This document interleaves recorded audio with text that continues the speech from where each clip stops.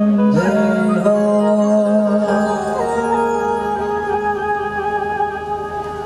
माँ दुर्गा भवानी की पावन भूमि पर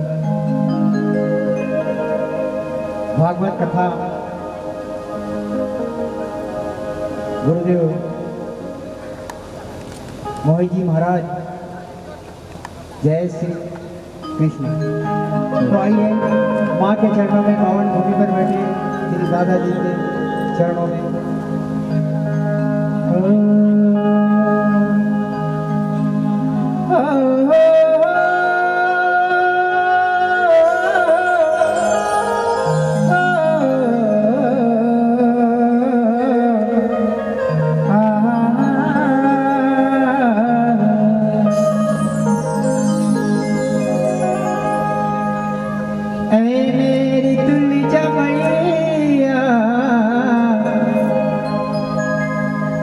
कितनी महान है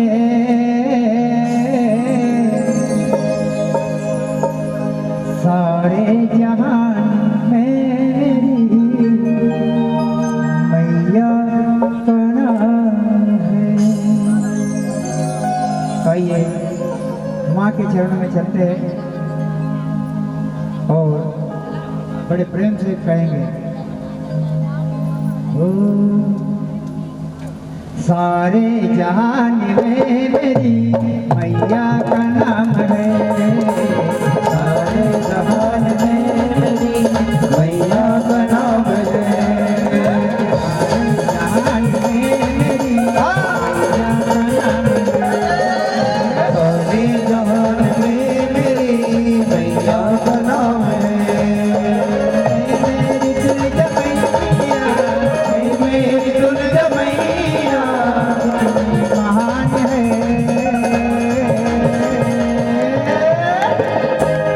सारे जहान में मेरी मैया का नाम है। सारे जहान में मेरी मैया का नाम है।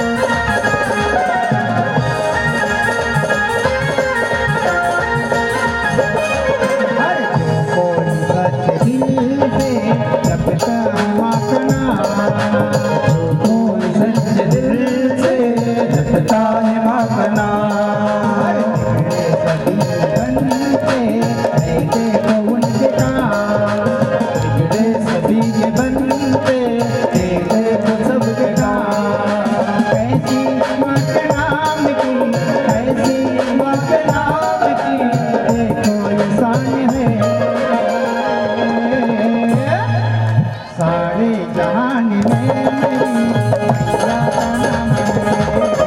सारे जहान में मेरी मैया का नाम है। मेरी दिल जमैया, मेरी दिल जमैया, महान है। सारे जहान में मेरी मैया का नाम है। सारे जहान में मेरी मैया का नाम है। मैया का नाम है, मैया का नाम है, मैया का नाम। बोलिए सांचे दरबार की जय हो।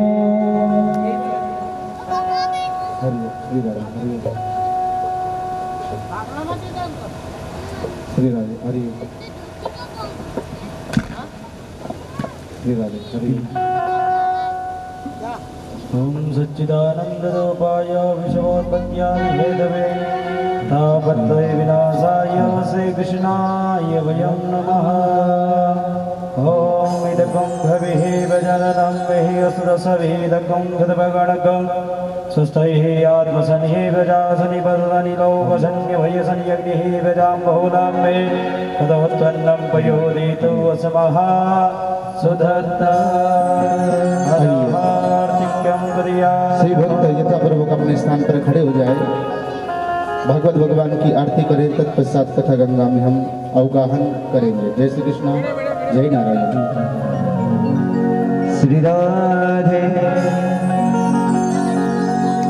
श्री भागवत भगवान की है आरती। पापियों को पाप से है तारती।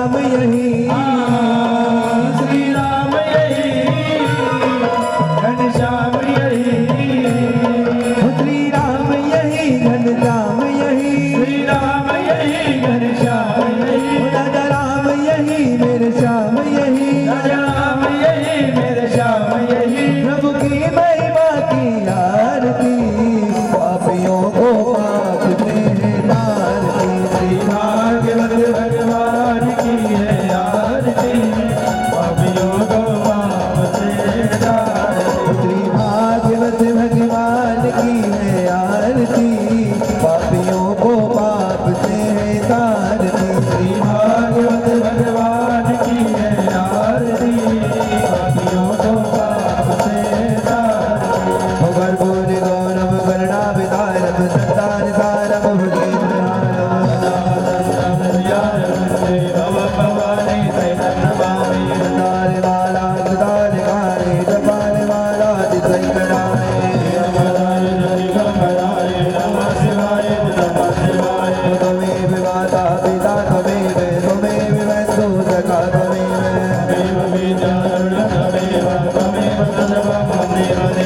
गुरुर्ब्रह्मा गुरुर्विष्णु गुरुर्देवो महेश्वरः अच्युतं केशवं राम नारायण प्रति दामोदरं वसुदेवं भजे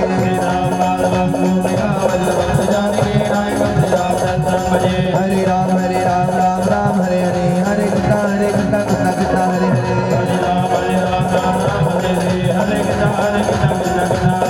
हरे कृष्ण कृष्ण कृष्ण कृष्ण हरे हरे हरे कृष्ण कृष्ण कृष्ण हरे हरे श्री भागवत महापुराण की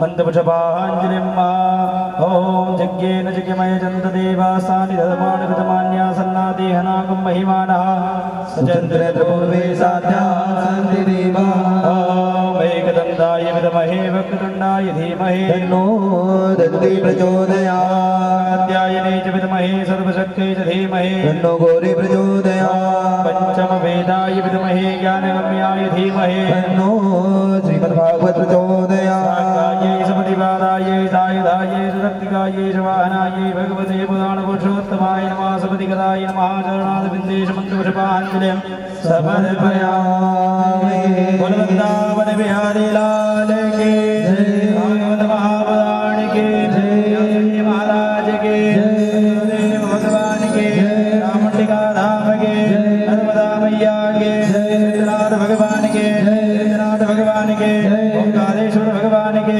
कमलेश्वर भगवान के हनुमान जी महाराज के रामचंद्र भगवान के शिव नमः पार्वती पतये हर हर महादेव जय जय श्री राधे जय जय श्री राधे जय जय श्री राधे श्याम सभी भक्त हरिओम अपने स्थान पर बैठकर पूज्य गुरुदेव के मुखारविंद से चतुर्थ दिवस की भाषण हरिओम, पाठ श्री राधे, हरिओम। धन्य मनावे जय श्री कृष्ण ओम जय नारायण हरिओम श्री राधे ओम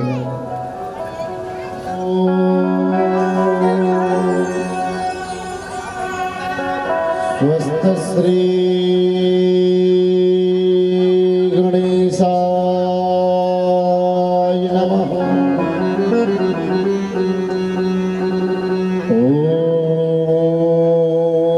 ओम सरस्वती नमः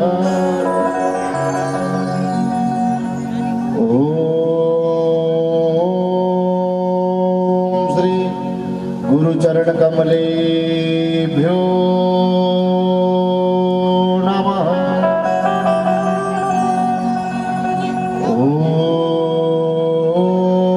ओम श्री मातृपितृचरण कमलेभ्यो नमः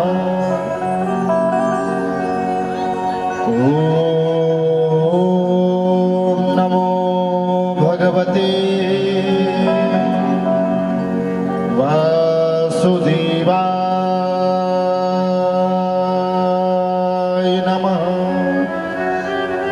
सभी भक्त लोग अपने दोनों हाथों को जोड़े, आंखें बंद करें, उस परम पिता परमात्मा भगवान श्री कृष्ण का थोड़ा सा ध्यान करें, साथ साथ आप भी मंगलाचरण करें। वक्रतुंड महाकाय सूर्यकोटि समाप्रभ निर्विघ्नं कुरु मे देव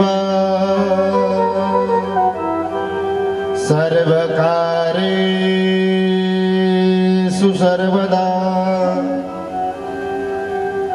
अखंड मंगलाकार व्याप्तमेन चराचरम्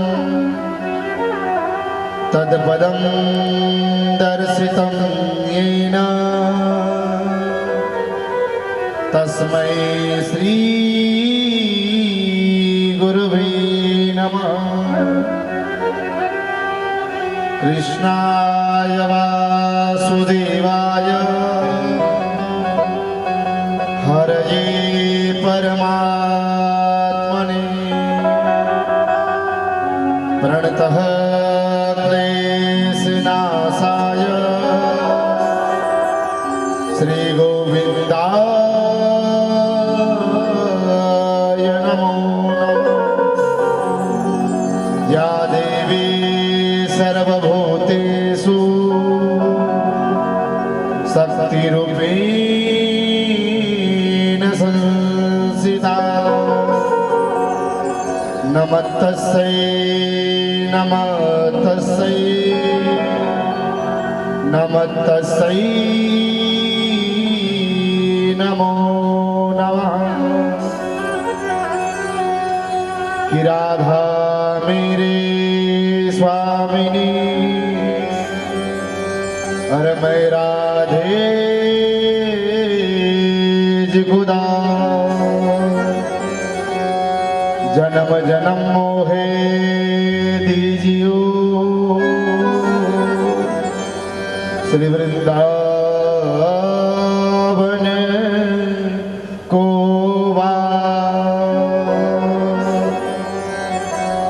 जय जय श्री राधा रमण जय जय नवल किशोर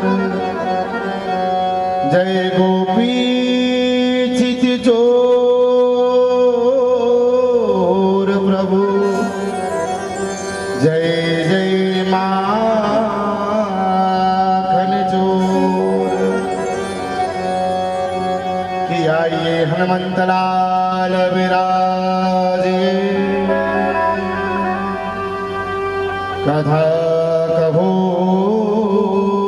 मति अनुसार प्रेम सहित गाधि धरो बैठो पवन कुमार विराजो पवन कुमार। पर अखिलेश्वर अकारण करुणावरणालय भक्तवांछा कल्पतरु तरुणित विनंदित पतांबरधारी भगवान श्री कृष्ण की वांगमय प्रतिमूर्ति श्रीमद् भागवत महापुराण की कथा का इस दादाजी की नगरी खंडवा की पावन धरा में आज चतुर्थ सत्र है, चौथा दिन है। इस कथा में पधारी हुई हमारे ममतामयी देवी स्वरूप माता बहनी देवता स्वरूप भाई बुजुर्ग दूर दराज आसपास के नगर आसपास के शहर से पधारे सभी भक्त जन विद्वत जन एवं व्यास मंच की शोभा बढ़ाने वाले मां सरस्वती के व्रत पुत्र समस्त संगीत बंधु हम समस्त विप्र मंडली ब्राह्मण देवता तथा दूर दराज अपने घर से बैठे यूट्यूब चैनल फेसबुक चैनल के माध्यम से जो भी भक्त इस कथा का लाइव प्रसारण सुन रहे हैं, आप सभी भक्तों के हृदय में विराजित उन गोपाल कृष्ण भगवान को हमारा बारंबार प्रणाम है। आप इस दास का प्रणाम स्वीकार करें। सिया राम मैं सब जग जानी करहु प्रणाम जोर जुग पानी भगवान श्री कृष्ण की असीम कृपा होती है तब जाकर के कलयुग में मनुष्य को सुंदर ऐसी कथा को श्रवण करने का मौका मिलता है। तो धन्य है इस मानव जीवन को जो कलयुग में जन्म पाने के बाद भी सुंदर ऐसी शब्दमयी रसमयी ज्ञानमयी कथा गंगा को हम लोग श्रवण कर पा रहे हैं। भगवान को हृदय से धन्यवाद दे कि हे भगवान, आपने ऐसे कलयुग में जन्म लेकर के भेजा जिस कलयुग में पाप ही पाप अधिक होते हैं, और ऐसे कलयुग में भी ऐसी अमूल्य कथा हमें श्रवण कराने का मौका दिया। बाकी किसी चीज की आवश्यकता नहीं है। और जिन्होंने इस कथा का आयोजन कराया, इस कथा के जो परीक्षित बने हमारे श्री देवेंद्र जी डाणगे एवं समस्त डाणगे परिवार के लिए जोरदार ताली बजा करके स्वागत वंदन अभिनंदन। भगवान श्री कृष्ण की कृपा आप सभी पर बनी रहे, इसी भाव के साथ हम आज की कथा गंगा में प्रवेश करें। आइए उससे पूर्व अपनी जिह्वा को मन पवित्र करने के लिए भगवान नाम संकीर्तन का आश्रय लें और अपनी मनवाणी को पवित्र करते हुए, अपनी जिह्वा को पवित्र करते हुए हम आज की कथा गंगा में गोता लगाएं। ठाकुर जी का सुंदर सा भजन। हे गोपाल राधे कृष्ण गोविंद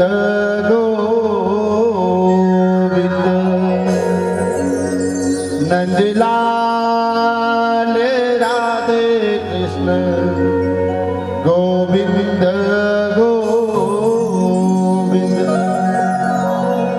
गोविंद गोविंद राधे गोविंद गोविंद गोविंद गोविंद कृष्ण गोविंद गोविंद हे गोपाल राधे कृष्ण गोविंद गोविंद। आप भी हमारे साथ भगवान का गुणगान गाते रहे और भगवान श्री कृष्ण को प्रेम से मनाते रहे। जय हो। ताली बजा करके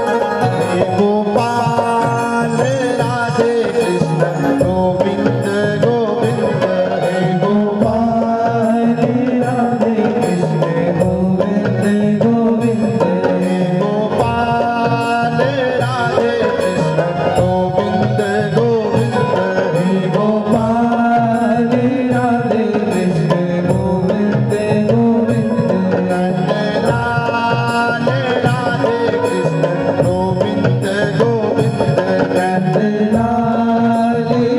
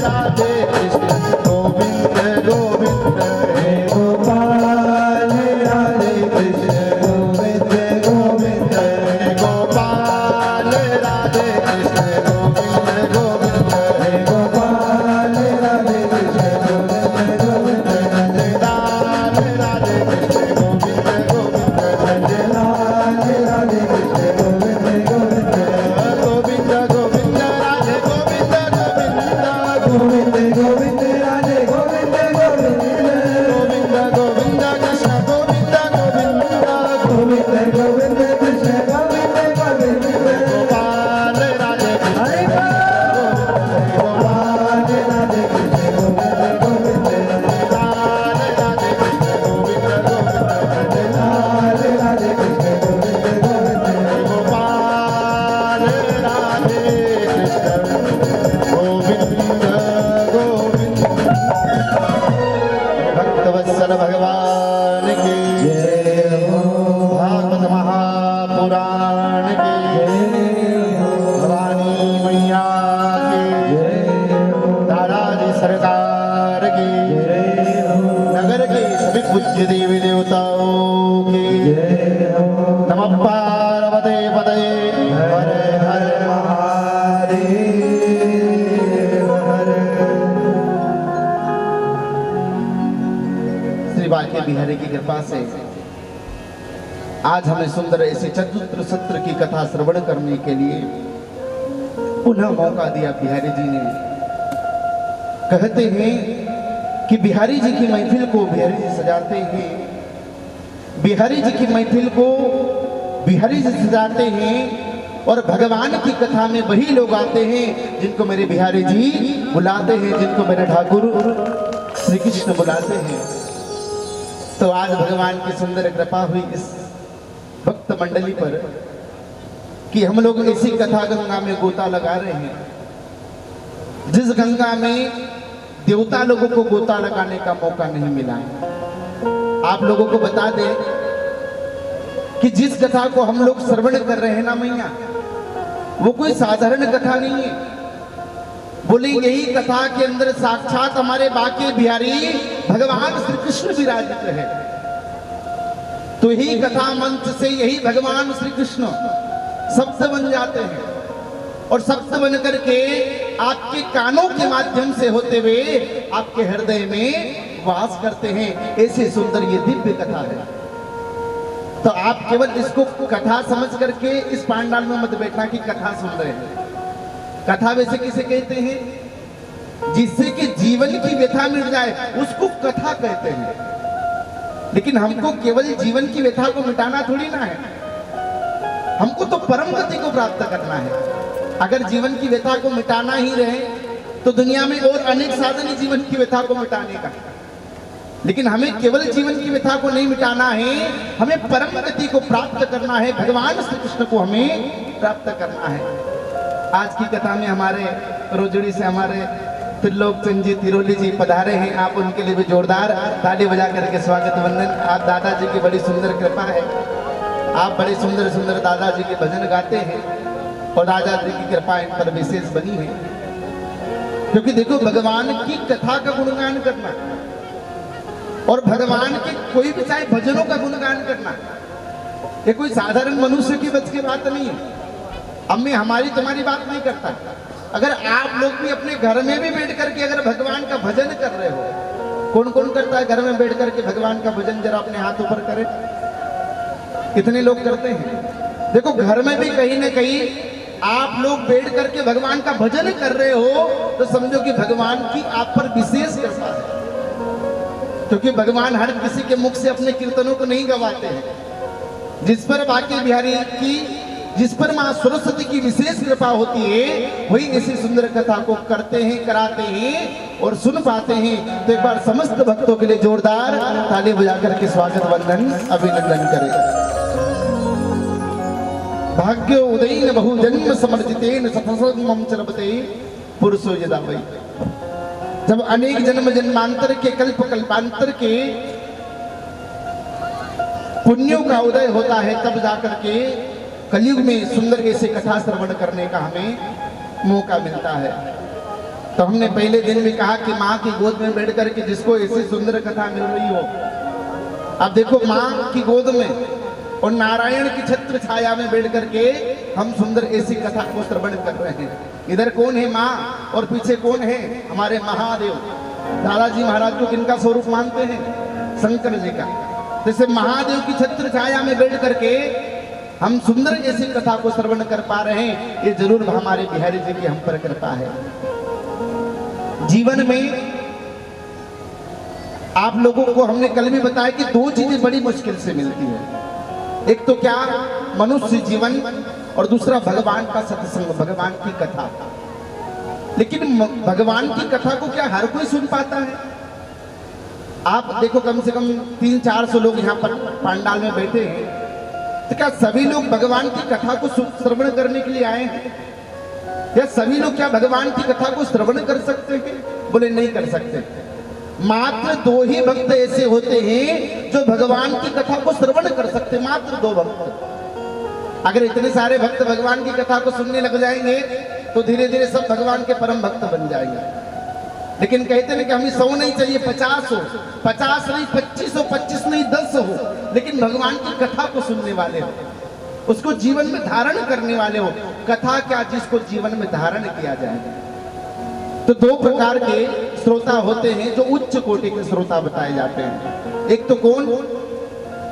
देखो जो जिज्ञासु होगा भगवान की कथा सुनने के लिए, एक तो वो भगवान की कथा को सुन पाएगा, और एक दूसरा वो जो भावुक होगा, जो कथा को श्रवण करने के लिए भावुक होगा, वही ऐसी कथा को श्रवण कर पाएंगे।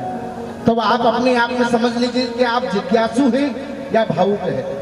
अगर जिज्ञासु नहीं है तब भी आप कथा को श्रवण नहीं कर सकते, और भावुक भी नहीं है तब भी आप भगवान की कथा को श्रवण नहीं कर सकते। कथा को सुनने के लिए मन में इच्छा होनी चाहिए, लालसा होनी चाहिए कि और कथा मिलनी चाहिए, और कथा मिलनी चाहिए, तब जाकर के हम लोग भगवान की कथा को श्रवण कर पाएंगे। बोले भक्तवत्सल भगवान की जय हो, भागवत महापुराण की जय हो। आइए हम कथा गंगा में प्रवेश करें। श्री सुखदेव स्वामी राजा परीक्षित को कथा को श्रवण करा रहे हैं। हम भी ऐसा भाव बना करके कथा गंगा में बैठे कि जहां पर सुखदेव स्वामी राजा परीक्षित को कथा सुना रहे हैं, कहीं न कहीं उसी स्थान सुखताल में बैठ करके हम भी कथा को श्रवण कर रहे हैं। और 7 दिनों में से आज 4 दिन हो गए, बच्चे कितने दिन शेष? और 3 दिन। अच्छा बताओ समय कब चला गया, आपको पता चला? हमारे डानगे जी विचार कर रहे थे 2 महीने से कब कथा होगी, कब कथा होगी, कब कथा होगी, और कथा होते होते आज 4 दिन लगभग पूर्णता की ओर है, समय का पता ही नहीं चला। अभी भी कई लोग ऐसे हैं परिवार में कि 4 दिन होने के बाद भी अभी तक कथा पंडाल में नहीं आए। क्यों? वो तो सोच रहे हैं कि हम 4थे दिन की कथा में चलेंगे, कोई सोच रहा है कि 6ठे दिन की कथा में चलेंगे, कोई अभी भी ऐसा सोच रहा है कि हम तो बस 7वें दिन चलेंगे, भंडारा प्रसादी खाएंगे और आनंद लेंगे। ये तो जागी रही भावना जैसी, प्रभु मूर्त दे खीत न तैसी। भगवान की कथा को हर कोई नहीं श्रवण कर पाता है। जिस पर बिहारी जी की असीम कृपा होती है, वही ऐसी कथा गंगा में गोता लगाते हैं। तो जीवन में 2 चीजें बहुत जरूरी है। कौन सी 2 चीजें? एक तो जीवन जीने के लिए भोजन, और उससे भी ज्यादा जरूरी है तो भगवान का भजन। लेकिन देखो मनुष्य भोजन तो बराबर 2-3 टाइम करता है, लेकिन जब भजन की बारी आती है तो लोग भगवान का भजन करना भूल जाते हैं। आज पर, कल पर, परसों पर छोड़ देते हैं। जिस प्रकार सारे काम छोड़ करके हम लोग भोजन को करते हैं, उसी प्रकार अगर सारे काम करके हम भगवान के भजन को करने लग जाएंगे, भोजन का बल मत बढ़ाओ अपने शरीर में। काय का बल बढ़ाओ? बोले भजन का बल बढ़ाओ। और जिस दिन भजन का बल बढ़ेगा उस दिन अपने आप सारे कामों से तुम्हारा मन हट जाएगा और भगवान के श्री चरणों में तुम्हारा मन लग जाएगा। और जिस दिन भगवान के चरणों में तुम्हारा मन लग जाए तो उस दिन समझ लेना कि दुनिया में अब अपना कुछ भी नहीं, केवल परमात्मा का ही अपान्य से एक रिश्ता नाता है। परमात्मा तो अनेक बार कोशिश करते हैं कि तुम सारे काम छोड़ करके भगवान के पास आ जाओ। देखो भगवान डायरेक्ट उनके पास नहीं बुलाते, भगवान 4-4 संदेश भेजते हैं कि भैया आपको तो भगवान का भजन कर ले। लेकिन आजकल का मनुष्य इतना चतुर हो गया कि भगवान को ही बुद्धू बना देता है। अच्छा, पहला संदेशा क्या भेजते हैं भगवान? भगवान ने देखा कि लगभग 50 वर्ष की आयु होने को आई, भजन नहीं कर रहा है, इसके जरा बालों को सफेद कर दो तो इसको समझ जाए कि भैया तेरा बुढ़ापा आ गया है, कम से कम अब तो भगवान का भजन कर ले। लेकिन आजकल के मनुष्य डाई करके उसको वापस से काला कर लेते हैं, बोले नहीं नहीं अभी तो हमारी उम्र नहीं हुई भगवान के भजन की। अब भगवान ने कहा चलो कोई बात नहीं, दूसरा संदेशा भेजा। क्या? बोले आंखों से दिखाई देना कम हो गया। कई बार देखते ना बुढ़ापे में चश्मा लग जाता है, दिखाई देना बंद हो जाता है। तो आजकल के लोग इतने चतुर की नंबर वाले चश्मे आ गए, चश्मे लगा लिए फिर भी भगवान को बुद्ध बना दिया। बोले अभी तो हमारी उम्र नहीं भगवान के भजन की। उन्होंने कहा कोई बात नहीं। अब भगवान ने कहा कि इनके दांतों को तोड़ दिया जाए। मनुष्य ने नकली वस्तु से लगा ली भगवान को बनाने के लिए। बोले नहीं अभी तो हम जवान हैं, अभी तो हम भगवान का भजन नहीं कर सकते। भगवान ने अनेक बार तुम्हें जगाया कि भैया जाग जाओ, अभी भी जाग जाओ, नहीं जागे तो तुम्हारा ही नाश होना है, बाकी भगवान का तो कुछ नहीं जाएगा। ये कथा भी हो रही ना, तो कथा भी कहीं ना कहीं आप लोगों को जगा रही है, डांडगे परिवार को जगा रही है कि भैया जाग जाओ और अभी भी भगवान के भजन में लग जाओ। क्योंकि भजन करो भगवान का, विलंब करो नहीं कोई, न जाने इस देह का कौन घड़ी क्या होए। न जाने कब हमें परमात्मा के पास जाना पड़ जाए, उसका कोई भरोसा नहीं है। इसलिए जीवन में जो भी काम करे सब भगवान के हवाले छोड़ दे कि हे भगवान, ये घर तुम्हारा, ये परिवार तुम्हारा, ये संसार तुम्हारा। अच्छा, ये जो कुछ घर दिख रहा है क्या अपना है? विचार करके देखो। ये जो जमीन पर हम अपना अधिकार बना करके बैठे क्या अपनी है? नहीं। ये ऑफिस तुम्हारा है? बोले नहीं। ये दुकान तुम्हारी है? बोले नहीं। यहाँ तक कि जिस शरीर में हम अभिमान करके बैठे हैं, इस शरीर भी अपना नहीं है साहब। तो फिर दुनिया में है क्या? कभी एकांत में जा करके बैठना और एकांत में जा करके, मैया ज्यादा तो नहीं बोलूं, बस 10 मिनट के लिए अपने आप के बारे में सोचना, मेरा नाम क्या है? जो भी आपका नाम होगा तो वो नाम तो केवल शरीर का है, फिर आपका नाम क्या है? भैया ये नाम जो भी हुआ, अपना जो जो नाम है वो तो शरीर का नाम हुआ, तो बोले आपका नाम क्या हुआ? बोले क्या मेरा ये क्या है दुनिया में? अच्छा, उदाहरण से समझो। एक बैंक मैनेजर के पास आपने देखा होगा कि रोज लाखों करोड़ों रुपए आते। कितने पैसे आते बैंक मैनेजर के पास? करोड़ों रुपए रोज आते। लेकिन क्या मैनेजर उन पैसों को अपने लिए इस्तेमाल कर सकता है? अरे कर सकता है क्या? नहीं ना। क्यों नहीं कर सकता? पैसे तो लाखों रुपए आ रहे हैं, लेकिन वो अपने लिए इस्तेमाल नहीं कर सकता। क्यों? क्योंकि जानता है कि इन पैसों पर मेरा कोई अधिकार नहीं है। उसी प्रकार जीवन में जो भी हमें दिख रहा है ये अपना नहीं है, ये सब भगवान का दिया हुआ है और भगवान कभी भी तुमसे वापस ले सकते हैं। इसलिए साहब, जीवन में केवल और केवल परमात्मा का भजन करो, ये जीवन हमारा सफल हो जाएगा। तो भगवान से कहो कि भगवान, ये दुनिया आपकी है और आपने ही जैसा हमको दिया है, हम आप ही को सब समर्पित कर रहे हैं। करते हो तुम कन्हैया, मेरा नाम हो रहा है और आपकी कृपा से सब काम हो रहा है। हम क्या कर सकते हैं? भगवान आप ही करते हो और आपकी कृपा से सब ये काम हो रहा है। मेरा आपकी कृपा से सब काम हो रहा है। करते हो तुम कन्हैया, भगवान से कहो, करते हो तुम कन्हैया, मेरा नाम हो रहा है। मेरा आपकी कृपा से सब काम हो रहा है। बड़ा सुंदर भाव है, जरा भगवान का भाव से कीर्तन करे। जय हो।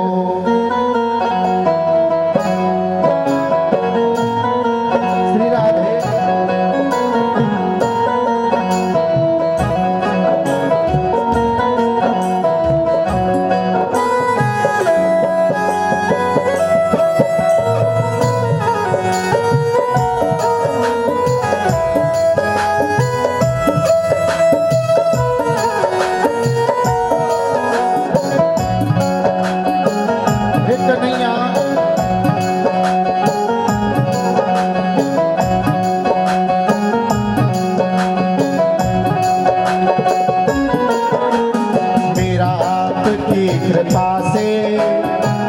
काम हो रहा है। मेरा आपकी कृपा से सब काम हो रहा है। मेरा आपकी कृपा से सब काम हो रहा है। मेरा आपकी कृपा से सब काम हो रहा है। करते हो तुम कन्हैया, करते हो तुम कन्हैया, करते हो तुम कन्हैया, करते हो तुम कन्हैया। मेरा नाम हो रहा है। मेरा आपकी कृपा से सब काम हो रहा है। मेरा आपकी कृपा से सब काम हो रहा है। श्री राधे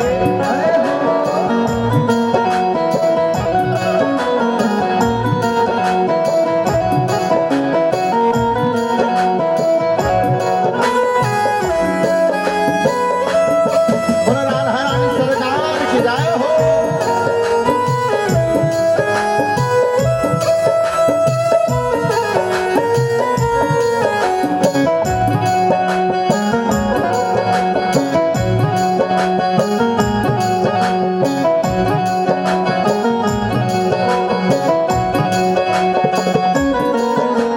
पतवार के बिना ही मेरी नाव चल रही है।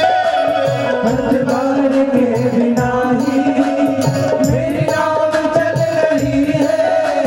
बिन मांगे है कन्हैया हर चीज मिल रही है। बिन मांगे कन्हैया हर चीज मिल रही है। करता नहीं मैं कुछ भी, करता नहीं मैं कुछ भी, सब काम हो रहा है। आपकी कृपा से सब काम हो रहा है। मेरा आपकी कृपा से सब काम हो रहा है।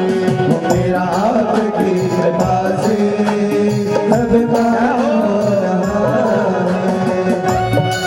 जरा ताली बजा करके जाए हो।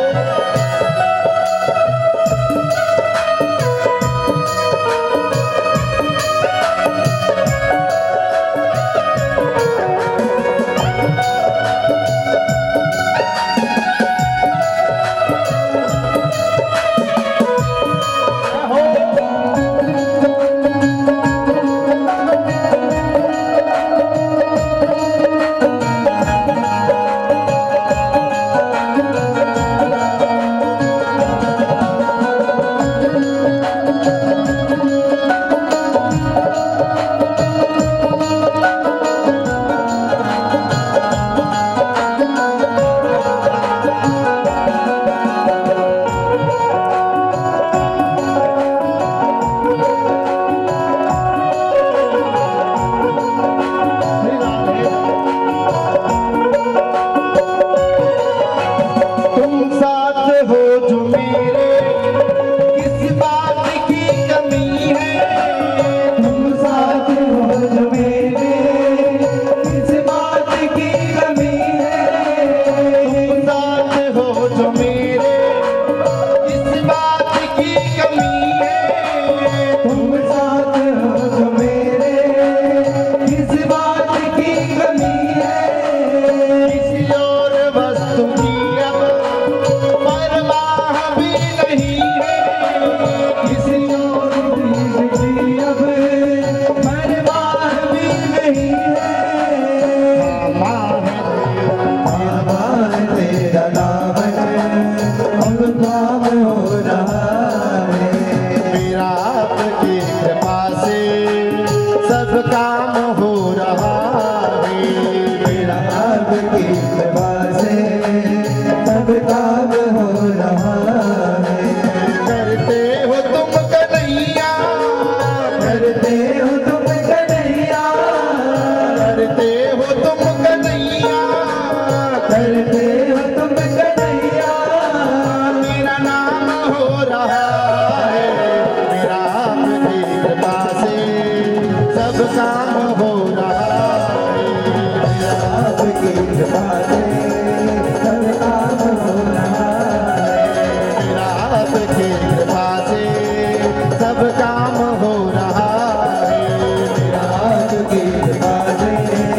सब काम हो रहा है, सब काम हो रहा है, सब काम हो रहा है, सब काम हो रहा है, सब काम हो रहा है, सब काम हो रहा। इस प्रकार भगवान के सामने जाकर के कहो कि हे भगवान, सारे कामों को करते आप हो और मेरा तो वैसे ही बस नाम हो रहा है, बस आपकी कृपा से सब काम हो रहा है। श्री सुखदेव स्वामी राजा परीक्षित को कथा श्रवण करा रहे हैं। परीक्षित जी महाराज बड़े भाव से बैठ करके कथा को श्रवण करने लगे। आज 4 दिन हो गए कथा सुनते सुनते। सुखदेव स्वामी को लगा कि परीक्षित को थोड़ी देर के लिए छुट्टी देनी चाहिए। तो मैया सुने जरा ध्यान से। सुखदेव स्वामी ने कहा कि परीक्षित जाओ, थोड़ा सा जल ग्रहण करके आओ, जाओ थोड़ा सा भोजन ग्रहण करके आओ। तो पता है परीक्षित ने क्या कहा, गुरुवर जिसको इतनी सुंदर कथा श्रवण करने के लिए मिल रही हो, उसको भला प्यास कैसी लग सकती है, उसको भला भूख कैसी लग सकती है, उसको भला नींद कैसी आ सकती है। ऐसा तो मेरा मन ही नहीं होता कि मुझे भला कभी प्यास भी लगी। जब से आपकी मैं कथा सुनने लगा हूं, जब से सारे काम मेरे ये हुई समाप्त हो गए हैं। बस इच्छा ऐसी होती है कि आपके द्वारा कथा को सुनता रहूं, सुनता रहूं, सुनता रहूं। ये कथा कभी जीवन में बंद ही नहीं हो, ऐसी कथा को आप मुझे सुनाते रहो। श्री सुखदेव स्वामी आज बड़े प्रसन्न हो गए राजा परीक्षित की बात सुन करके। कथा सुनाने में और आनंद आता है। देखो अगर कथा सुनने वाले अच्छे रहते ना, तो सुनाने वाले को भी थोड़ा सा आनंद आता है। और सुनने वाले थोड़ा सा ध्यान से नहीं सुनते हैं तो सुनाने वाले को क्या, कई बार तो हम ऐसा भी बोलते हैं कि अगर सुनने वाले ध्यान से नहीं सुनते तो हम अपनी आंखें बंद कर लेते हैं और बड़े भाव में कथा सुनाते हैं। कई बार ऐसा हुआ है। लेकिन जहाँ श्रोता अच्छे मिलते हैं वहां पर कथा सुनाने में भी थोड़ा सा आनंद आता है। इसलिए आप लोगों से निवेदन है कि थोड़ा सा ध्यान से भगवान की कथा को सुनो। मैंने कल भी बताया ना कि कथा को क्यों सुनना चाहिए। कथा को इसलिए सुनना चाहिए कि जीवन में कुछ न कुछ परिवर्तन हो कथा से, इसलिए तो सुनना चाहिए ना। अच्छा, आप चाहते हो कि नहीं कि आपके जीवन में कथा से कुछ परिवर्तन हो? चाहते हो, हाँ या नहीं? हाँ, थोड़ा सा बोल दिया करो। अच्छा, आप चाहते हो कि नहीं कथा सुनने से आपके घर में शांति हो? चाहते हैं। अच्छा, आप चाहते हो कि नहीं कि कथा सुनने से आपके परिवार का नाम रोशन हो? बोले सब चाहते हैं। लेकिन चाहने से कुछ नहीं होगा। कथा को सुन करके थोड़ा सा उसको जीवन में अमल करो, उतारो, ध्यान से समझो, धारण करो। धारण करने वाली ये कथा है। जब तक जीवन में इसको जब तक इसको जीवन में उतारेंगे नहीं, जब तक एक नहीं 1000 कथा को सुन लेना, लेकिन जब तक कथा सुनने से कोई फायदा नहीं होगा। ये कथा कौन सी है? बोले भागवत महापुराण की कथा है। जीवन का ऐसा एक भी प्रश्न नहीं बना मैया जिसका उत्तर भागवत महापुराण की कथा में नहीं लिखा हो। आप जब कथा सुनने बैठो ना तो मन में प्रश्न लेकर के बैठा करो कोई ना कोई, और प्रश्न लेकर के कथा को सुनो कि उसी प्रश्न का उत्तर आपको कथा में किसी न किसी दृष्टांत में या कथा में सुनने के लिए मिलेगा। हर प्रश्न का उत्तर एक कथा में है। बस शांति से बना करके आप भगवान की कथा को सुनो तो सही, पीने का प्रयास तो करो, ये रस है, और पी जाओ, डुबकी लगाओ। एक दादाजी समुद्र के किनारे जाकर के बैठे, कुर्सी लगा करके बैठ गए। वो विचार करने लगे कि समुद्र की जरा लहरें कम हो जाए तो मैं स्नान कर लूं, समुद्र की लहरें कम हो जाए तो मैं स्नान कर लूं। 1 दिन हो गया, 2 दिन हो गए, 3 दिन हो गए, 4 दिन हो गए, समुद्र की लहरें कम नहीं हुई। एक महात्मा जी आए, दादाजी से पूछा, दादाजी क्यों बैठे हो? बोले मैं जरा समुद्र की लहरें कम होने का इंतजार कर रहा हूं। महात्मा जी ने कहा, दादाजी ये समुद्र है, ना तो इसकी लहरें कभी कम हुई थी, न कम हुई है, न कभी कम होगी। अगर तुमको स्नान करना है तो अभी जाओ, डुबकी लगा लो और स्नान कर लो। उसी प्रकार हम लोग भी सोचते कि कल की कथा को सुन लेंगे, परसों की कथा को सुन लेंगे, चौथे दिन की कथा को सुन लेंगे। न तो कभी कल हुआ था, न कल हुआ है, न कभी कल होगा। इसलिए कथा सुनना है तो आज से, अभी से मन लगा करके कथा को सुनो। और जब ध्यान से भगवान की कथा को सुनोगे ना तो निश्चित रूप से तुम्हारे मन को शांति मिलेगी। और कथा में नहीं, लेकिन आधे लोग तो कथा में टेंशन लेके बैठ जाते हैं। मैं हर कथा में टेंशन का मतलब भी समझाता हूँ। अच्छा, यहाँ तो किसी को टेंशन नहीं है कथा पांडाल में। अच्छा, टेंशन का पहले तो मतलब समझ लो। टेन माने 10 और सन माने सूर्य, है ना। टेन माने 10, सन माने सूर्य। जब एक सूर्य का प्रकाश अभी इस समय है, मतलब ज्यादा नहीं, मात्र 41। अभी कल का टेम्परेचर था कितना, 41। तो जरा सोचो कि अभी एक सूर्य का प्रकाश है तो हम गर्मी में इतने तड़प रहे हैं, परेशान हो जाते हैं। तो जरा विचार करके देखो कि अगर 10-10 सूर्यों का प्रकाश तुम अपने दिमाग में लेकर के बैठोगे तो कितने परेशान हो जाओगे। इसलिए टेंशन मत लो साहब। टेंशन लेने का काम दूसरे का है, अपना काम केवल भगवान का भजन करने का है। और जब भगवान के चरणों में आकर के बैठो ना तो प्रसन्न होकर के कथा को सुनो। और यहाँ नहीं, मैं तो दुनिया के लिए भी कहता हूँ कि हमेशा मुस्कुराया करो, हंसते हुए रहा करो। लेकिन लोगों की ऐसी विडंबना है, क्या बताऊं, जब देखो जब रोते रहते, जब देखो जब मुंह बना करके बैठते। क्यों रोना, किस लिए रोते हो बताओ तो सही। तुम्हारे रोने से क्या होगा। इसलिए घर में रहो, परिवार में रहो, संसार में रहो, मकान में रहो, दुकान में रहो, ऑफिस में रहो, दफ्तर में रहो, चाहे कहीं भी रहो, चाहे कितना ही तुम्हें टेंशन क्यों ना हो, लेकिन हमेशा चेहरे पर मुस्कान होना चाहिए। हमेशा चेहरा प्रसन्न होना चाहिए। इतना प्रसन्न होना चाहिए कि सामने वाला भी महाराज सोचे कि इसके पास कौन सी वस्तु है, कितना मुस्कुरा रहा है। अच्छा, फोटो खींचने वाला क्या बोलता है, जब भी फोटो खींचने वाला फोटोग्राफर आता है ना, ऐसा बोलता है, बोले स्माइल प्लीज, हंसना थोड़ा सा। जैसे स्माइल प्लीज बोलता है तो फोटो खिंचाने वाला 1 मिनट के लिए हंसता है। तो सोचो जरा, 1 मिनट के हंसने से जब उसकी फोटो सुधर सकती है तो सारा जीवन अगर हंसते रहोगे तो क्या सारा जीवन नहीं सुधर जाएगा, सारा जीवन सुधर जाएगा। इसलिए साहब आप तो हंसते हुए रहा करो, प्रसन्न रहो। मैं रोज बोलता हूँ, चिंता में मत बैठो। चिंता में बैठोगे तो शरीर भी खराब होगा, ये चेहरा भी खराब होगा, नींद भी नहीं आएगी, भूख भी नहीं लगेगी। इसलिए आग लगे मस्ती में, अपन रहो ठाकुर जी की मस्ती में। और भगवान की मस्ती में रहोगे ना तो कभी किसी प्रकार की कोई चिंता तुम्हें नहीं होगी। जब सुबह सो करके उठो तो पहले भगवान का धन्यवाद करो, हे भगवान आपकी कृपा से मेरी रात अच्छी गई। और जैसे सारा दिन बीत जाए ना मैया, तो सारा दिन बीतने के बाद जब भगवान का ध्यान करके बिस्तर पर जाओ, भगवान आपकी कृपा से आज मेरा सारा दिन अच्छा गया, आपकी कृपा से मेरा सारा दिन अच्छा गया। और भगवान को धन्यवाद देकर के सोया करो। और जब भगवान का नाम लेकर के सोओगे ना तो देखना एकदम बढ़िया नींद आएगी। अब कई लोगों को ऐसे ही, खैर बीमारी तो नहीं बोल सकते, लेकिन आदत हो गई है कि 12 बजे रात तक, 2 बजे रात तक नींद ही नहीं आती, यहाँ करवट मार, वहां करवट मार। आज से ही एक उपाय करके देखना, जिसको नींद नहीं आती ना वो कुछ भी मत करना, बस भगवान श्री कृष्ण का एक कोई सा भी मंत्र ले लेना, जो भी मंत्र आपको आता हो, और वो मंत्र बोलते हुए धीरे से आंख बंद करके सोना।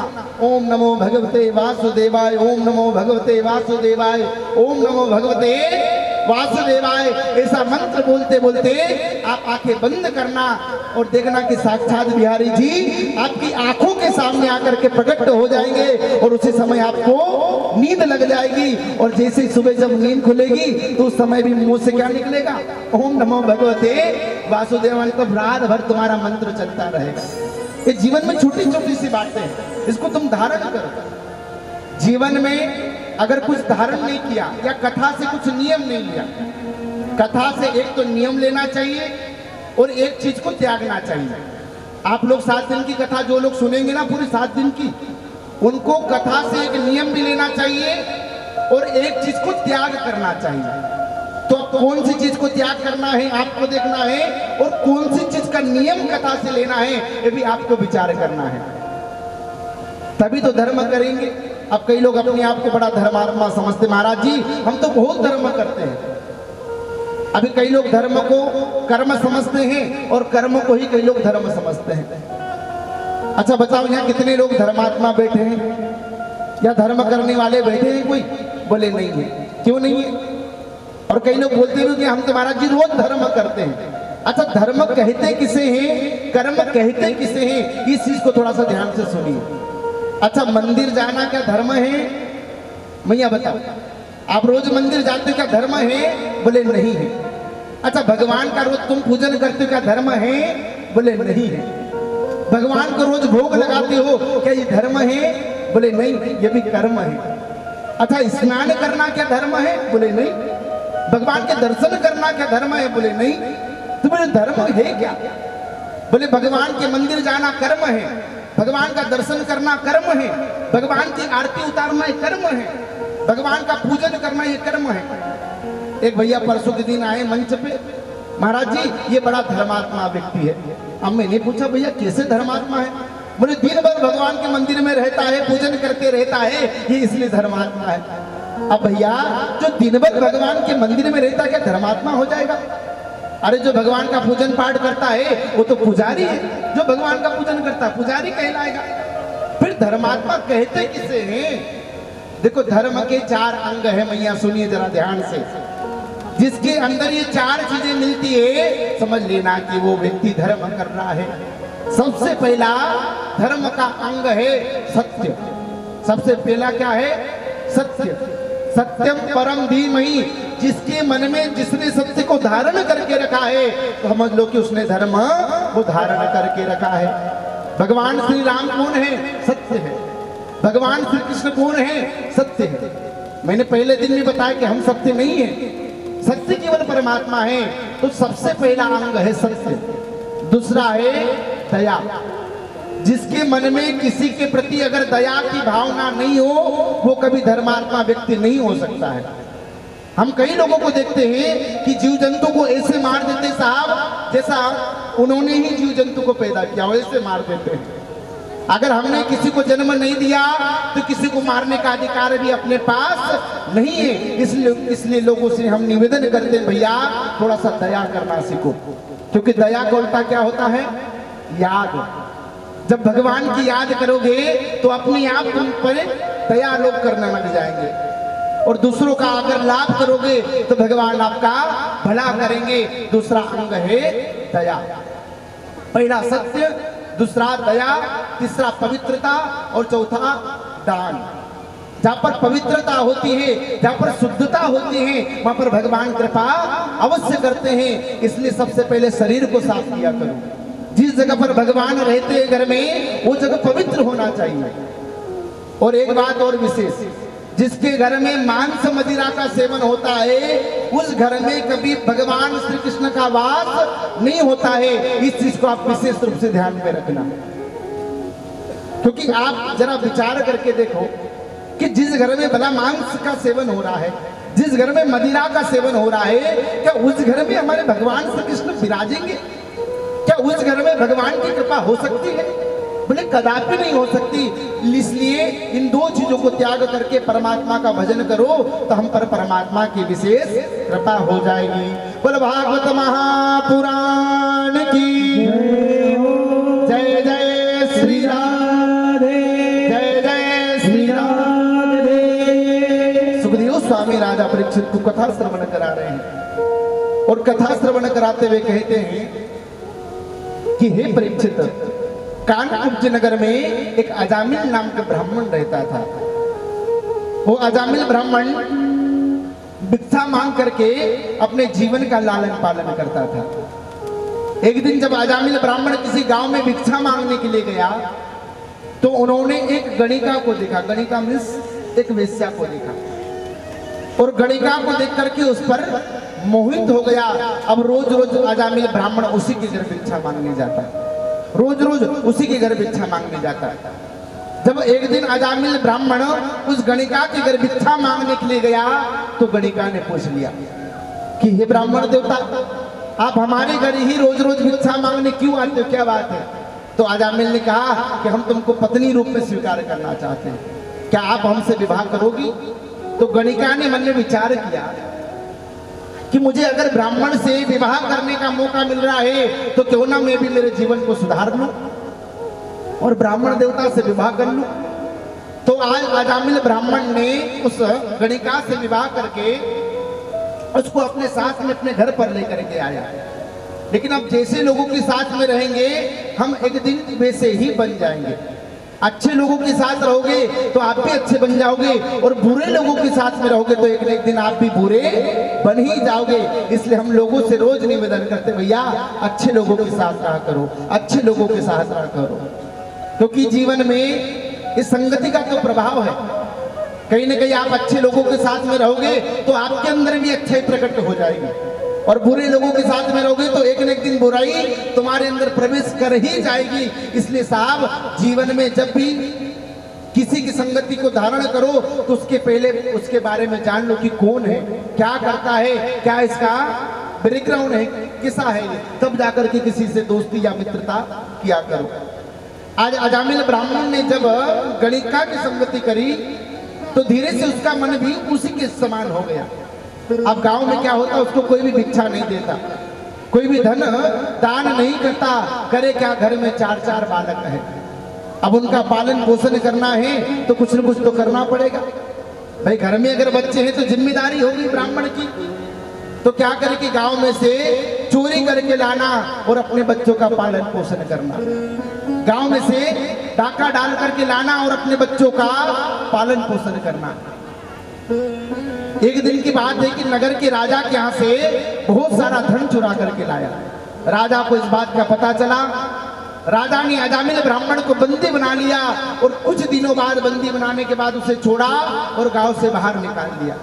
हे अजामिल, आज के बाद तुम इस गांव में नहीं रहोगे, तुमको जहां रहना है वहां रहो, लेकिन इस गांव में बिल्कुल नहीं रहोगे। अब करे क्या, अजामिल ब्राह्मण ने अपनी पत्नी 4 बच्चों को लिया और घने जंगल में एक वृक्ष के पास में झोपड़ी बना करके रहने लगा। छोटी सी झोपड़ी है, उसी के अंदर अपने परिवार का पालन पोषण करता। करे क्या, तो बोले जंगल में से लकड़ी काट करके लाना, शहर जाकर के बेचना और अपने परिवार का लालन पालन करना। अब भले ही जाति से ब्राह्मण है, लेकिन कर्म अगर ब्राह्मण के नहीं है तो ब्राह्मण कहलाने का अधिकार नहीं है। लेकिन अगर कर्म अच्छे हैं तो भगवान भी उन पर कृपा करते हैं। इसलिए रोज हम लोगों से निवेदन करते हैं कि भैया रोज उठ करके सोने तक अपने कर्मों पर ध्यान दो, क्योंकि कर्म प्रधान विश्व चिराखा, जो जस करहि सो तस फल चाखा। इसलिए हमारे कर्म अच्छे होना चाहिए। कर्म अच्छे होंगे तो आपके हाथ में है कि आपका आप लोग भाग्य भी बदल सकते हैं। एक बार एक भैया ने हमसे प्रश्न पूछा कि महाराज जी, हम अपना भाग्य कैसे बदल सकते हैं, हमको बताओ। तो भाग्य बदलने का एक ही उपाय है कि अपने कर्मों को सुधार लो। अगर अपने कर्म अच्छे होंगे तो आपके हाथ में है कि आप अपना भाग्य भी बदल सकते हैं। और दूसरा, अगर भाग्य कोई बदल सकता है तो वो है विधाता, बस उनके अलावा कोई भी आपके भाग्य को नहीं बदल सकता है। क्योंकि कर्म का फल आज नहीं तो कल, लेकिन मनुष्य को भुगतना ही पड़ता है। कर्म के फल से कोई बचा हुआ नहीं है। आज अजामिल ब्राह्मण लकड़ी बेच करके अपने परिवार का लालन पालन करने लगा। एक दिन जब अजामिल ब्राह्मण लकड़ी लेने के लिए गया तो क्या हुआ कि अजामिल के गांव में 4 संत महात्मा पधारे। अब अचानक 4 महात्मा जी आ गए। महात्मा जी ने सोचा कि कहां पर रुके, कहां पर रात्रि विश्राम कर। भाई आगे जंगल में जाएंगे तो कोई हाथी घोड़ा शेर हमें मार देंगे, क्यों ना इसी गांव में कोई ना कोई अच्छा जगह देख करके रुक जाए। तो एक चौपाल पर 4 व्यक्ति बैठे थे। हर गांव में हर चौराहे पर देखना 4-5 व्यक्ति रात के 12 बजे तक आपको बैठे हुए मिलेंगे। तो आज 4 महात्माओं ने उन व्यक्तियों से पूछा, भैया इस गांव में कोई ऐसे महात्मा का मकान है या कोई ऐसा आश्रम है जहां पर हम रात्रि विश्राम कर सके, जहां हमारे भोजन भंडारे की व्यवस्था हो सके। तो 4 लोगों ने आज 4 संतों को अजामिल का घर बता दिया कि आगे जाओ, जंगल में बहुत बड़ा महल मिलेगा, वहां पर अजामिल ब्राह्मण बहुत संतों की सेवा करता है, तुम्हारी भी सेवा करेगा। अब संत बाहर से आए थे, उनको भला क्या पता कि कहां पर जाना है। वही संत महात्मा जब जंगल में पहुंचे तो वही छोटी सी अजामिल की झोपड़ी दिखाई दी। लगभग रात के 10 बज गए। क्या करें, आगे जंगल में जाना खतरों से कम नहीं होगा। तो उसी झोपड़ी के बाहर जाकर के आवाज लगाई, देवी, अरे वो देवी घर में कोई है, कृपा करके बाहर आओ। देवी बाहर आई, संतों को देख करके प्रणाम किया। देखो, जब भी ब्राह्मण या संत तुम्हारे द्वार आए ना मैया, तो समझ लेना कि भगवान ने ही किसी न किसी वेशभूषा में तुम्हारे घर पे उसको भेजा है। अचानक अगर कोई ब्राह्मण आ जाए तो, या अचानक तुम्हारे द्वार पर कोई संत महात्मा आ जाए तो समझ लेना कि परमात्मा का कोई न कोई दूत आपके घर में आया है। तो आज अजामिल की पत्नी ने संतों को प्रणाम किया, पूछा बताओ मैं तुम्हारी क्या सेवा करूं। संतों ने कहा देवी सेवा तो क्या कराएं, लेकिन हमें रात्रि विश्राम करने के लिए थोड़ी सी जगह दे दो, ताकि कल सुबह हम अपनी यात्रा के लिए आगे प्रस्थान करेंगे। अजामिल की पत्नी ने आज संतों को सोने के लिए झोपड़ी में जगह दे दी थोड़ी सी। संतों ने रात भर विश्राम किया। प्रातः काल होते ही संत जब वहां से जाने लगे, अजामिल ने देख करके खूब अपमान किया संतों का। संत की क्या भली भाषा, केवल भगवा कपड़ा पहनना संत नहीं कहलाते, केवल बगड़े भगवा कपड़ा धारण करने से कोई महात्मा नहीं बन जाता। तो बोले महात्मा कैसे बनते हैं? संत की क्या परिभाषा हो, जो हमेशा शांत रहे, जो हमेशा दूसरों की हित की बात करे, जो अपने बारे में न सोच करके सामने वाले के बारे में सोचे, वो संत महात्मा कहलाते हैं। आजकल तो गली गली भगवा कपड़े धारण करके कोई भी भटक रहा है, पहचानना बड़ा मुश्किल हो रहा है साहब कि कौन ओरिजिनल संत है और कौन डुप्लीकेट है। लेकिन ओरिजिनल संत की एक ही परिभाषा, जिसको कभी क्रोध ना आए और जो कभी आपसे कुछ मांगे नहीं, तो समझ जाना कि ये ओरिजिनल संत है, इसके अंदर संतत्व है, जो हमेशा अपने आप को शांत रखता हो। या जिसको जरा सा भी गुस्सा आ गया, या जिसने तुमसे कुछ मांग लिया, तो समझ लेना कि जरूर ये कोई ना कोई ढोंगी बाबा है। तो आज महात्मा जी वहां से जाने लगे, संतों का खूब अपमान किया, लेकिन संतों ने कुछ भी नहीं बोला। जाने से पहले संतों ने कहा कि देखो इनकी पत्नी का क्या दोष है, इनको तो कोई ना कोई आशीर्वाद दे। तो जैसे संत महात्मा वहां से जाने लगे, अजामिल की पत्नी को एक आशीर्वाद दे दिया शब्द। कौन सा शब्द आशीर्वाद में दिया? बोले हे देवी, जब भी तुम्हारे यहाँ संतान हो तो संतान का नाम नारायण रख देना। बस इतना सा आप काम करना कि बच्चे का नाम नारायण रख देना। अजामिल की पत्नी को याद रही ये बात।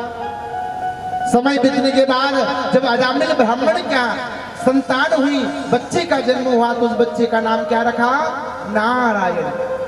अब अजामिल ब्राह्मण क्या करता, आते जाते अपने बच्चे नारायण से बहुत प्रेम करता। बेटा नारायण इधर आओ, बेटा नारायण उधर जाओ, बेटा नारायण ये करो, बेटा नारायण वो करो। दिन भर नारायण नारायण नारायण का जाप किया, क्योंकि सबसे छोटा बच्चा है। भाई घर में मैंने पहले भी बताया कि अगर 4 बच्चे हैं तो सबसे ज्यादा प्रेम हम किससे करते हैं? छोटे बच्चे से, बड़े बच्चे से कम प्रेम करते हैं। तो आज अजामिल ब्राह्मण नारायण नारायण नारायण का जाप करने लगा। ऐसा समय आया कि अजामिल ब्राह्मण के प्राण निकलने वाले थे। यम के दूत आ गए पकड़ने के लिए, और जैसे यम के दूत पकड़ने के लिए आए, अजामिल ब्राह्मण घबराने लगा, बचाओ बचाओ बचाओ, मेरे प्राणों की रक्षा करो। और जैसे ही घबराया, उसको उसके बेटे की याद आई, उसने अपने बेटे को पुकारा नारायण। जैसे ही बेटे नारायण को पुकारा, साक्षात गरुड़ पर विराजमान होकर के श्री हरि नारायण प्रकट हो गए। बोले भक्तवत्सल भगवान की, भागवत महापुराण की। आज श्री हरि नारायण प्रकट हो गए। श्री हरि नारायण ने प्रकट होकर के अजामिल को दर्शन दिए। अजामिल ने पूछा प्रभु, तुमने मुझे जैसे पापी को दर्शन दी, क्या मैं जान सकता हूं क्यों? बोले हमने तेरे जैसा भक्त नहीं देखा कि जिसने सारा जीवन नारायण नारायण तो जपा, मरते समय भी तूने मुझे नारायण को पुकारा। यम के दूत कहने लगे प्रभु, इसने आपको नहीं पुकारा, इसने इसके बेटे नारायण को पुकारा था। तो भगवान श्री हरि ने कहा कि इसके बेटे का नाम नारायण तो इसने अभी अभी रखा है, लेकिन मेरा नाम नारायण तो आदि कालों से चला रहा है, इसलिए मुझे लगा कि इसने मुझे ही पुकारा है। तो इस प्रसंग से यह शिक्षा मिलती है कि जब भी आपके घर में बेटे का जन्म हो तो नाम क्या हो? राम हो, कृष्ण हो, माधव हो, मुरारी हो, नारायण हो, शंभु हो, शंकर हो, कितने सारे नाम हैं। और आपके घर अगर बेटी होती है तो बेटी का नाम राधा हो, रुक्मणी हो, सीता हो, पार्वती हो, गायत्री हो, दुर्गा हो, काली हो, कितने सारे नाम हैं। ऐसा एक नाम रखना ताकि आपका भी उद्धार हो जाए और आपकी बेटी का भी उद्धार हो जाए। आजकल नाम कुछ होता है और काम कुछ होता है। देखो अगर आपका नाम जो भी है, अगर उस नाम का प्रभाव आपके जीवन में नहीं है तो समझो कि आपका नाम सही राशि के अनुसार नहीं रखा है। क्योंकि आदमी तो मर जाता है, लेकिन दुनिया में अमर क्या होता है? बोले नाम होता है कि नहीं नाम। इसलिए नाम ही अगर सही नहीं होगा तो जीवन में तुम्हारे काम भला कैसे सही हो जाएंगे। आजकल के माता पिता तो बुरा मत मानना, क्या करते हैं, जब बच्चा पेट में आता है ना उसी समय सोच लेते हैं कि बेटा होगा तो ये नाम, बेटी होगी तो ये नाम, पहले से डिसाइड कर लेते हैं। अरे आप कैसे डिसाइड कर सकते हो कि बेटा होगा बेटी होगी या उसका नाम हम क्या रखेंगे? ये हम डिसाइड नहीं करते, ये ज्योतिष डिसाइड करते हैं, ये पुराण, ये उसके भाग्य डिसाइड करते हैं। जब भी आपके घर बेटे का बेटी या का जन्म हो तो ब्राह्मण देवता के पास जाकर के राशि के अनुसार, नक्षत्र के अनुसार, वार के अनुसार, तिथि के अनुसार उसका नामकरण संस्कार करना, क्योंकि जैसा नाम होता है उसके वैसे उसके अंदर एक दो गुण होना चाहिए। आजकल नाम है मुस्कान, दिन भर रोती रहती है। अब बताओ मुस्कान नाम कैसे हो गया, विचार करके देखो। नाम तो मुस्कान कोई भी रख दे, लेकिन दिन भर रोना। हम नाम है खुशबू, और पास में खड़े हो जाए तो नाक बंद करने की इच्छा हो जाती है। अब बताओ नाम खुशबू कैसे हुआ, जरा विचार तो करके देखो। नाम है दानचंद, जीवन में 10 रुपए का दान नहीं किया। नाम है अमरचंद, बोले 25 साल की उम्र में राम राम सत्य हो गया, अब अमरचंद नाम कैसे हुआ? इसलिए साहब आप लोगों से निवेदन करें कि जब भी आपके घर बच्चे का जन्म हो तो बच्चे का जन्म भगवान के नाम से होना चाहिए। अब कई लोग विचार करते हैं कि हम अपने बच्चे का नाम राम और कृष्ण रख देंगे तो पूरे परिवार में, पूरे कुल में राम राम कृष्ण कृष्ण हो जाएंगे, हम पहचानेंगे कैसे? तो केवल भगवान के 2 ही नाम थोड़ी ना है। कभी विष्णु सहस्त्र नामावली उठा करके पढ़ना, उसमें विष्णु भगवान के अनेक नाम मिलेंगे, उसमें से एक नाम निकालना और अपने बच्चे का रख देना।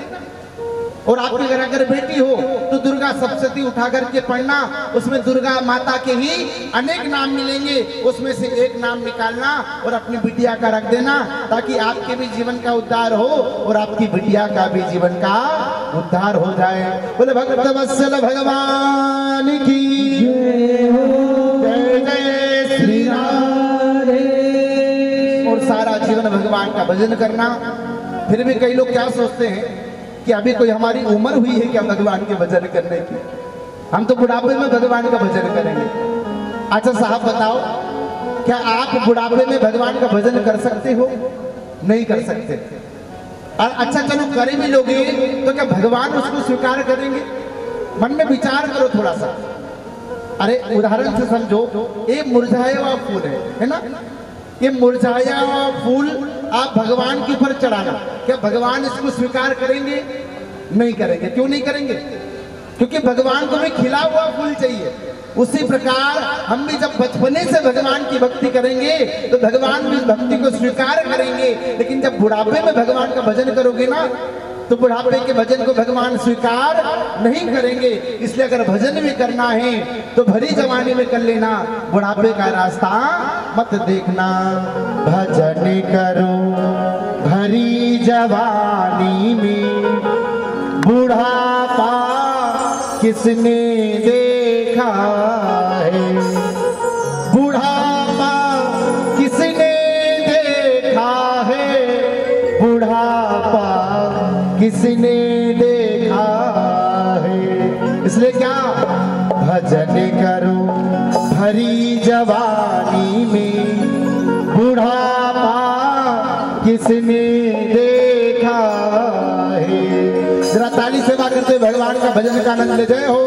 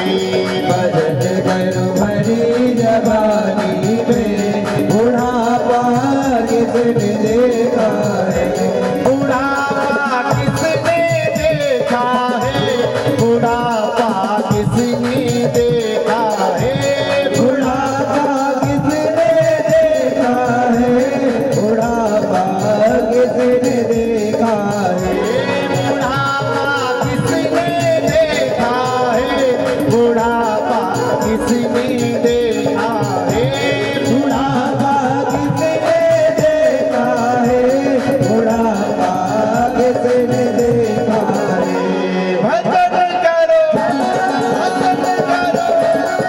भजन करो भरी जवानी में बुढ़ापा किसने देखा है भजन करो बड़ी जवानी में बुढ़ापा किसने देखा है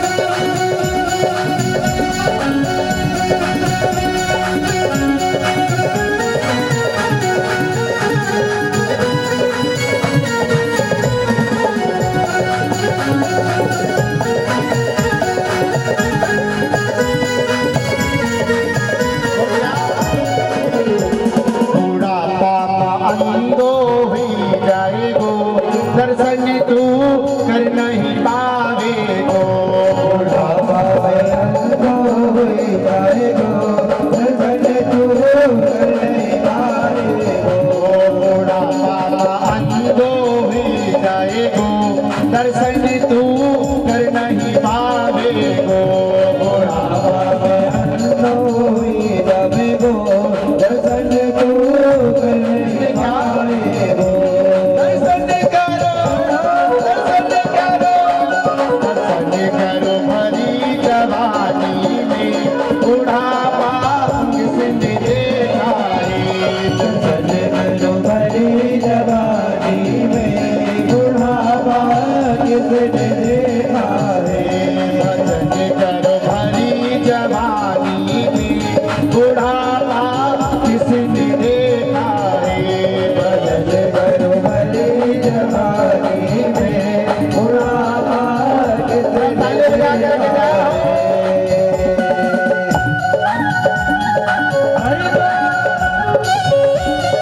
राधा रानी सरकार की जय हो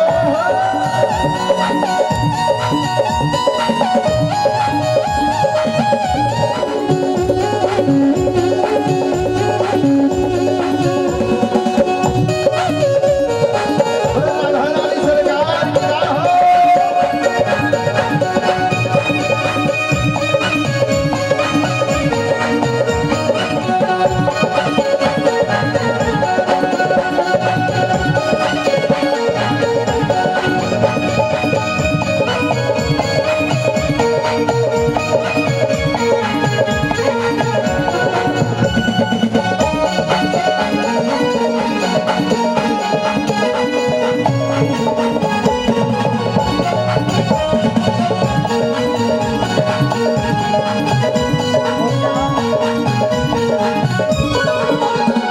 बुढ़ापा लंगड़ो ही जाएगो मंदिर तक जा नहीं पावेगो बुढ़ापा में लंगड़ो ही जाएगो मंदिर तक नहीं पाएगो बुढ़ापा लंगड़ो ही जाएगो मंदिर तक जा नहीं पावेगो बुढ़ापा में लंगड़ो ही जाएगो मंदिर तक नहीं पाएगो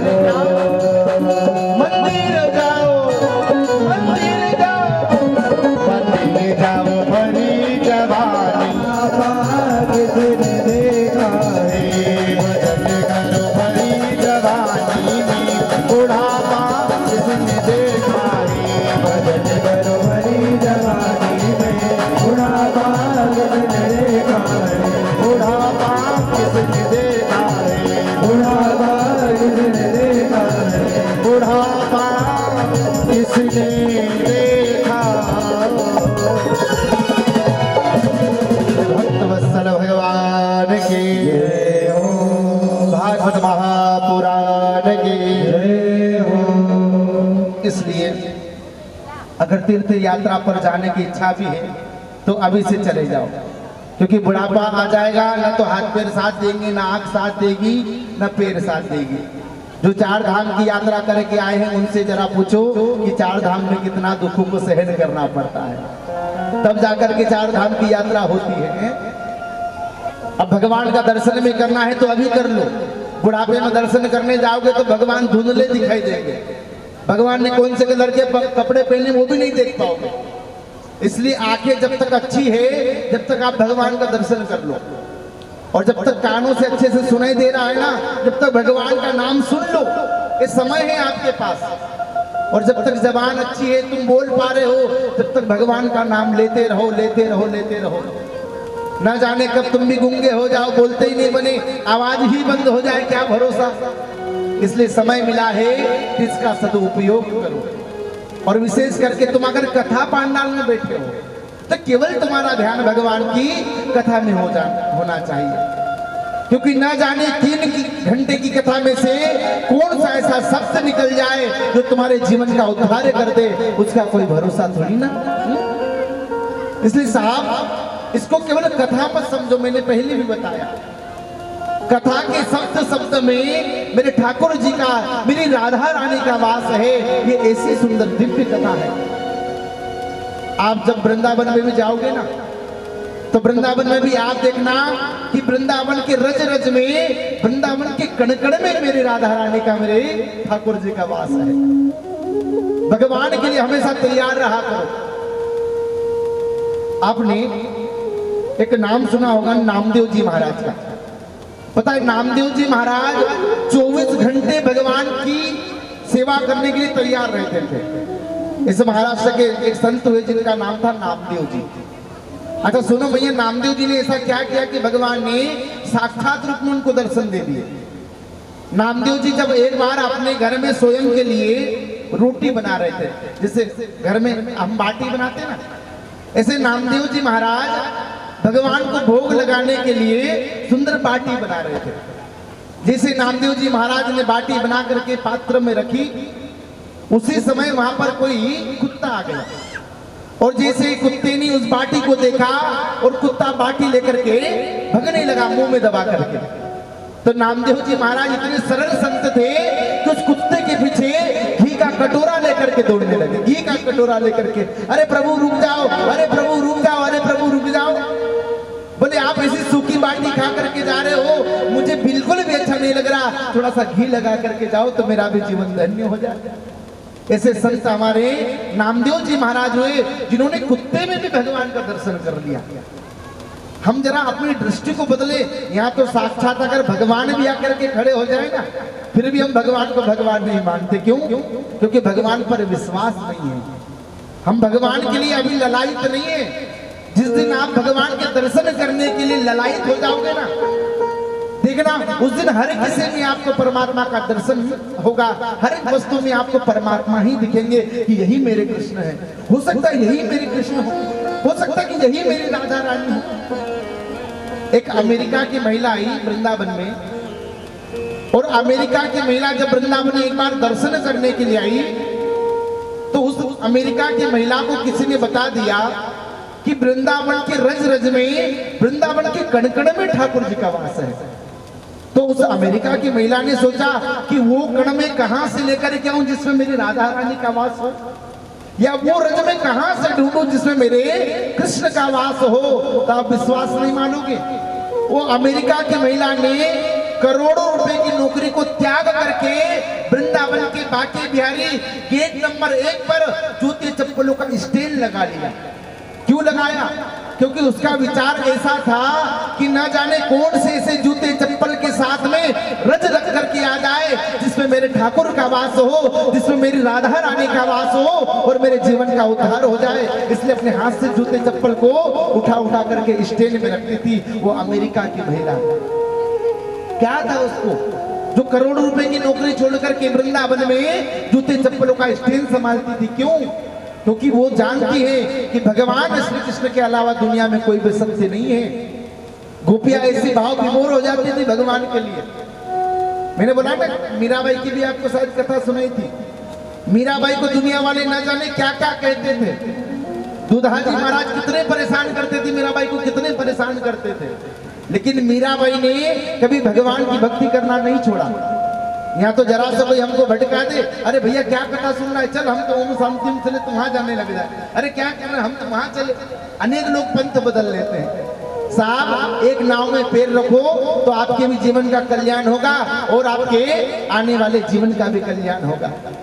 हम क्या करते हैं, एक महीना कृष्ण जी की भक्ति कर ली, कृष्ण जी ने अगर मनोकामना पूरी नहीं करी तो भगवान राम की भक्ति करने लग जाते। हम तो राम के भगत हैं, और राम जी ने अगर आपकी मनोकामना को पूरा नहीं किया तो महादेव की भक्ति करने लग जाती। ओम नमः शिवाय, हम तो महादेव के भगत हैं।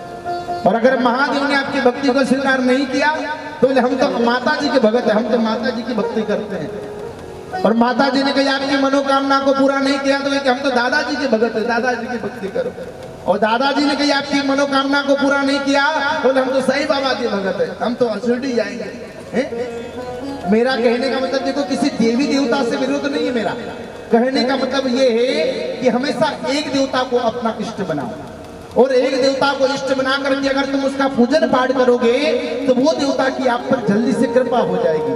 अच्छा उदाहरण से समझो, ये दिखने में सब अलग अलग है, इनके नाम भी अलग अलग है। किसी का नाम राम है, कृष्ण का कृष्ण है, किसी का महादेव है तो किसी का विष्णु है तो किसी का ब्रह्मा है।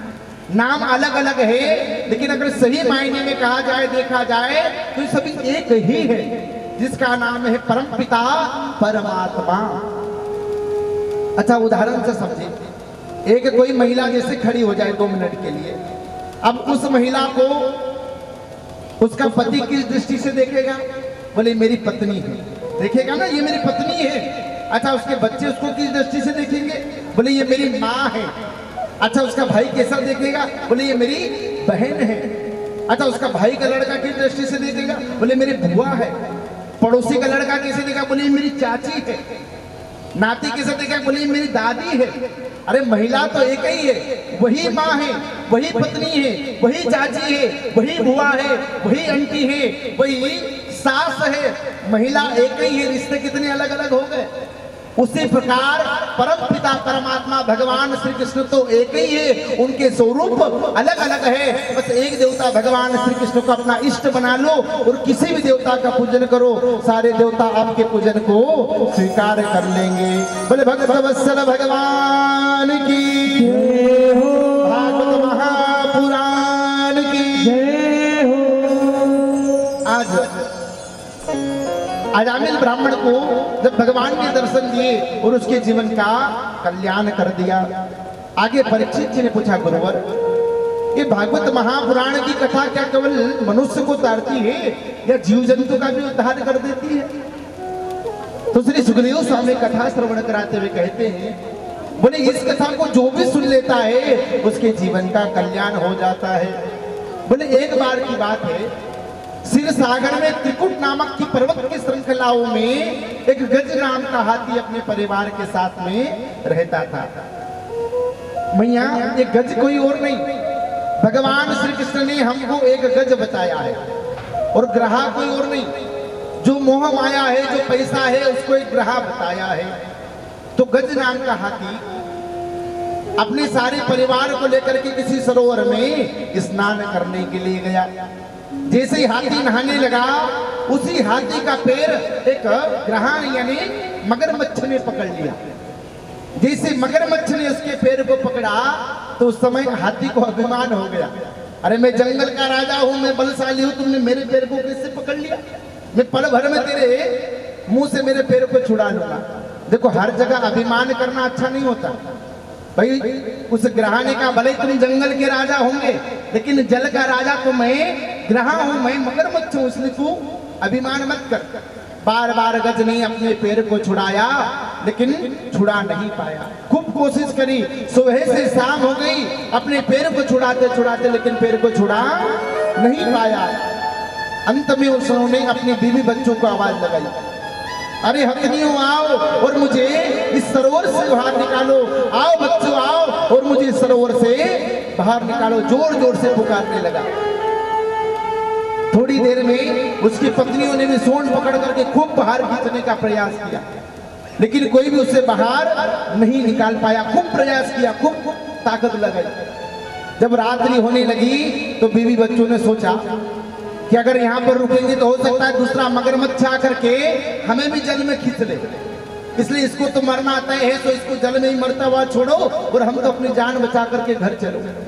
सारे बीवी बच्चों ने उनका साथ छोड़ दिया। अब जरा विचार करके देखो,